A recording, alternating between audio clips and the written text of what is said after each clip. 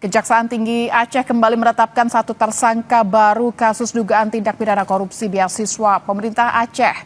Tersangka baru berinisial ET merupakan karyawan bagian keuangan IEP Persada Nusantara. Sebelumnya, jaksa penyidik menetapkan 3 tersangka, yakni S selaku Kepala BPSDM Aceh pada 2021-2024, CP selaku Kepala Bidang Pengembangan SDM dan kerjasama BPSDM Aceh, serta RH selaku pejabat pelaksana teknis program beasiswa.